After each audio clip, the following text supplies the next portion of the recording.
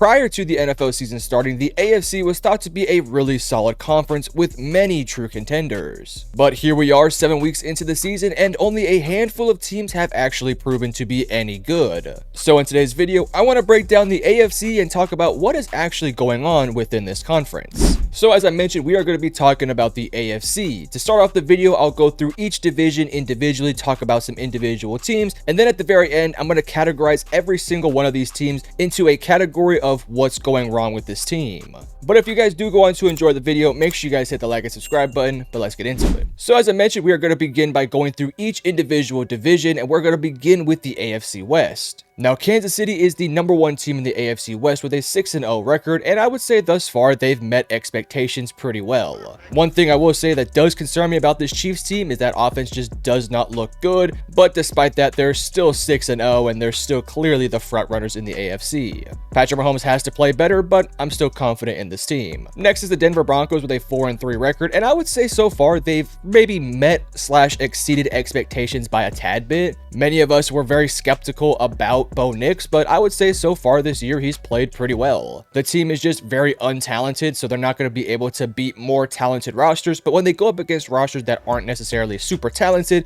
they definitely can compete and even beat some of those teams. Next is the LA Chargers with a 3-3 record, and I would say so far everything that we thought was going to happen has kind of happened for this team. We all expected this offense to not look very good because they don't have the weapons or playmakers outside of like a handful of guys, and that's exactly what's happened. Ladd McConkey is really their only true receiving weapon, and recently Will Dissly has been their best option offensively, so that kind of tells you everything you need to know about this Chargers team. And then there's the Raiders. A lot of us had relatively higher expectations for this Raiders team to maybe make the playoffs. We thought with the addition of Christian Wilkins, this defense was going to be one of the best, and with Gardner Minshew leading the way, maybe this offense could be somewhat decent. But here we are 7 weeks into the season, they're 2-5, and this defense is one of the worst in the entire NFL. And I think the interesting thing moving forward for the Raiders is Antonio Pierce the head coach of the future, or is he just maybe a tad bit of a one-hit wonder last year? So as a whole, the AFC West, I would say, has been pretty disappointing. Even the Chiefs, who are undefeated, haven't looked perfect, but the Chargers and Raiders, two teams that potentially could have made the playoffs, haven't looked good this year, and they have clear flaws. Then there's the AFC North, and I would argue that this is maybe the most disappointing division in the NFL. In the AFC North, obviously the Ravens had those 2 weeks 1 and 2 losses, but outside of those games, they have looked extremely dominant. And truth be told, you can actually make the case that this Ravens team is maybe a couple plays away from being undefeated up to this point. Now, what has been somewhat disappointing for this Ravens team has been this defense. They don't rank very highly in many statistics, and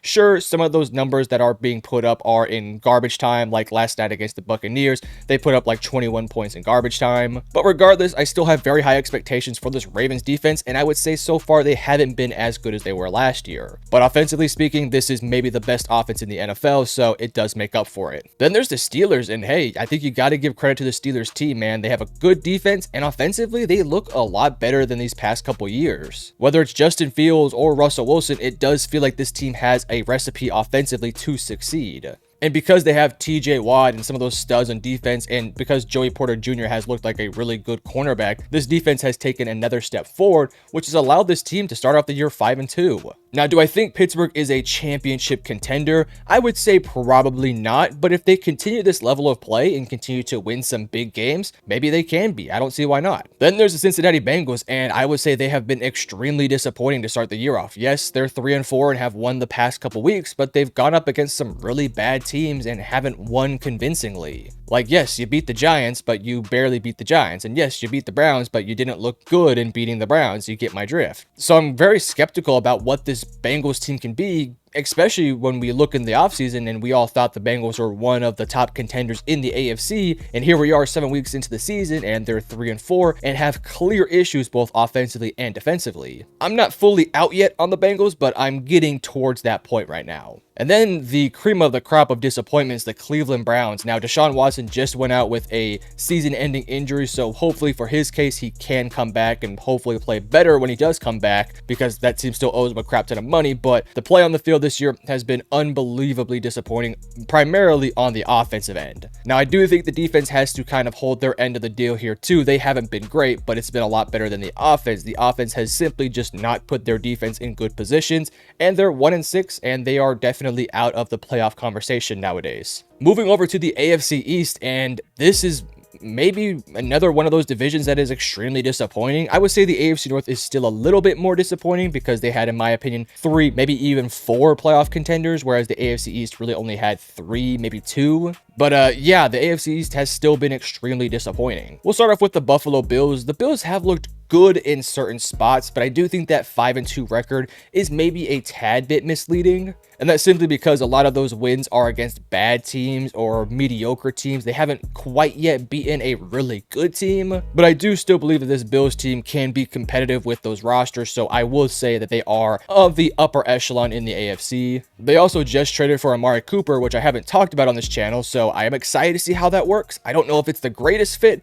but if Amari Cooper can play like Amari Cooper, then obviously you will take that if you're a Bills fan. Then we get to some really disappointing teams. I'm going to clump the Dolphins and Jets here together. The Dolphins, I mean, what has gone wrong for this team is remarkable. The defense has actually looked pretty decent. They've kept this team in games, but offensively speaking, they are just flat out terrible. Without Tua, this offense simply cannot move the ball. They can't get the ball to their playmakers. They've only scored a total of 70 points through the first 6 weeks of the NFL season, which is just atrocious. Then there's the Jets side of things. The Jets were thought of to be one of the top contenders in the AFC. Hell, I had them making the playoffs and making a really solid run. But they're 2-5 and have so many issues both offensively and surprisingly defensively. This is also a team that just simply doesn't have luck on their side. They have so many just weird plays that go against them, whether it's missed field goals or blocked field goals or penalties or just weird things happen against this Jets team. It almost feels like they're cursed somewhat. And then there's the Patriots. We all expected the Patriots to be bad, but I'm maybe not sure that we thought they'd be 1-6 bad. With that said, Drake May has come in, has looked really good and really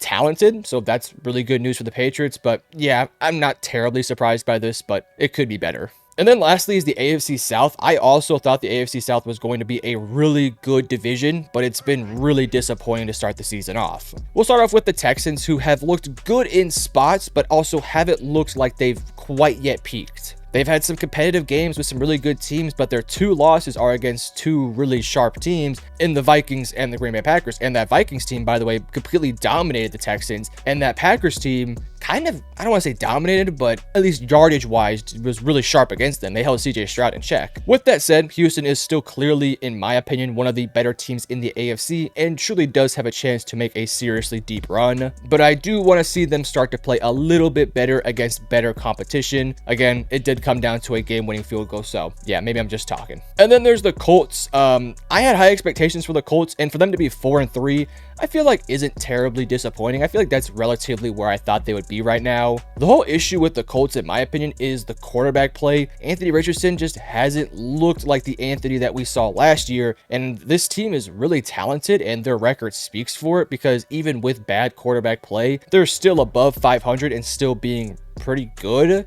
So for Anthony, as long as he can find a way to play better, I do think this Colts team is going to be a really good team, but I don't know. It just doesn't look like Anthony is quite yet getting the quarterback position down, but we'll just have to wait and see. And then there's the Jacksonville Jaguars, maybe the most disappointing team outside of the Browns in the AFC. I thought Jacksonville was going to give Houston and Indianapolis a run for this division. I thought they were being extremely underrated in the offseason, and well, I was wrong. This team defensively is just god-awful, and offensively speaking, they're also just as bad. Trevor Lawrence has looked like he has regressed, but I think the issues are more than just Trevor Lawrence. I think there's a team culture issue.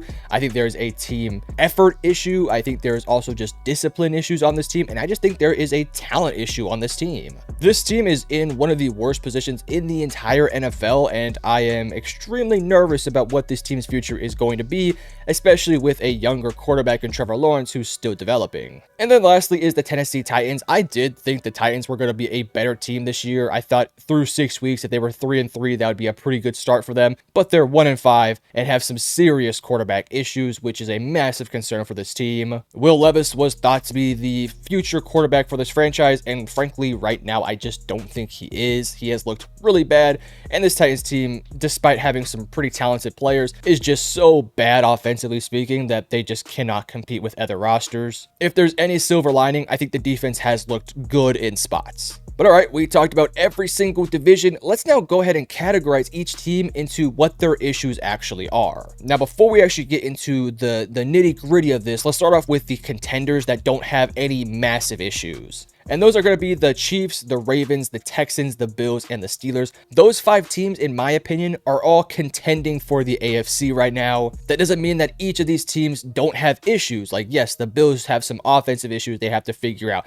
The Steelers still have some question marks about the quarterback position. Ravens have some defensive problems. The Chiefs are having a Mahomes problem right now. And the Texans, like I said, have some issues against better competition. But I still think that each of these teams at least has a shot to win it. But the rest of these teams that I'm going to talk about, they have no shot. And we're going to begin with the number one issue that is plaguing a lot of teams, and that is bad quarterback play. And bad quarterback play is affecting these 5 teams: the Indianapolis Colts, the Miami Dolphins, the Tennessee Titans, the Las Vegas Raiders, and the Cleveland Browns. Now, that's not to say that these teams don't have other issues outside of just the quarterback, but I would say the biggest issues for these teams is the quarterback play. You look at the Colts, Anthony can't stop turning the ball over. It's seriously affecting this roster. The Dolphins, they don't have a quarterback, at least a healthy quarterback, that can actually operate this offense. Same thing with Anthony is applying also to the Titans with Will Levis. He just simply cannot stop making just boneheaded plays. It's gotten so bad for Will Levis that they don't even trust him to move the ball down the field anymore, and they've actually benched him for freaking Mason Rudolph, who also sucks. And then the Raiders, listen, Gardner Minshew and Aiden O'Connell just simply are not good enough to carry this Raiders team that has proven to be very disappointing. Now, yes, the defense is also extremely bad, but I think the biggest issue and culprit for why this team is struggling